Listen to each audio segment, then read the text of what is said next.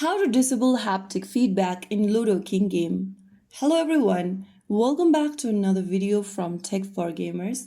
If you feel annoying with your device's vibration while playing Ludo King, then you can easily turn that off and enjoy a smoother and quieter experience. First of all, launch open Ludo King game on your device. Once you're inside the home page, go ahead and tap on the gear icon at the top left corner.